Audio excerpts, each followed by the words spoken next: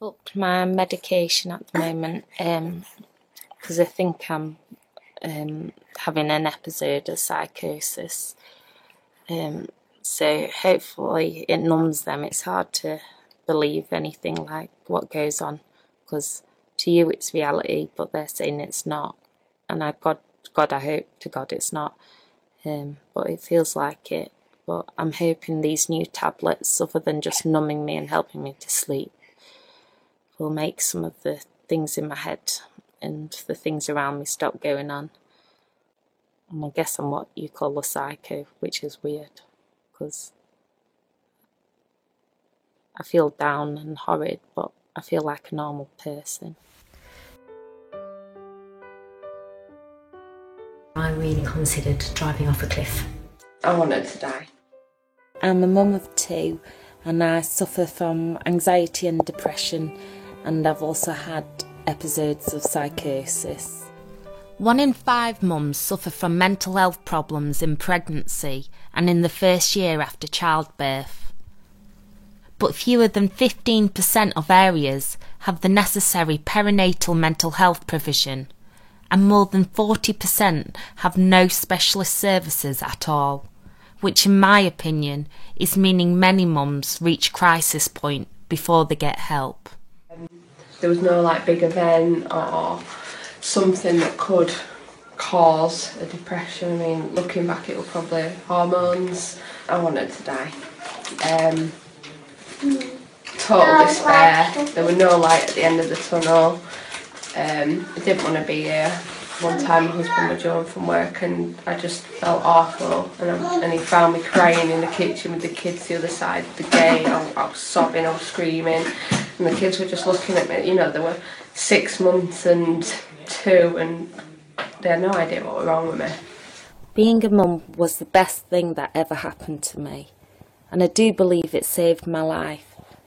But when I had a really bad episode of psychosis last year, it just nearly killed me, and suicide was constantly on my mind.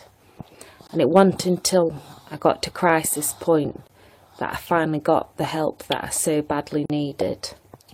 Sarah Cobham helps mums bond with the babies through baby massage and counselling.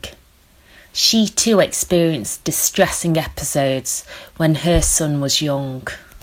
Physical symptoms are quite easy to spot, so they might be shaking, they may be very withdrawn, they may be very quiet. When my son was very, very young, there was a moment where I really considered driving off a cliff.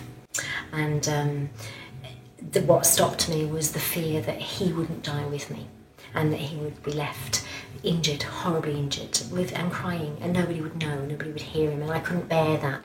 Many mums just aren't getting the help they need, like me, because I am, and I was, scared of having my children taken away from me, or me being taken away from them.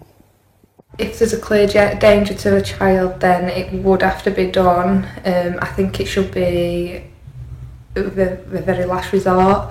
I think they should be able to get in there before things get too bad and support the parents with the depression, with postnatal depression, and do everything in their power before it gets to that point where a child has to be taken away. I think more services, more specialist services should be available to new mums. But luckily, for me, Jodie, Martha and Sarah, we're still here and are all doing well. Sarah now runs her own business. Martha's studying engineering at college. And Jodie's a happy single mum to her beautiful daughter Daisy. And I'm stable now and on good medication and enjoying time with my family.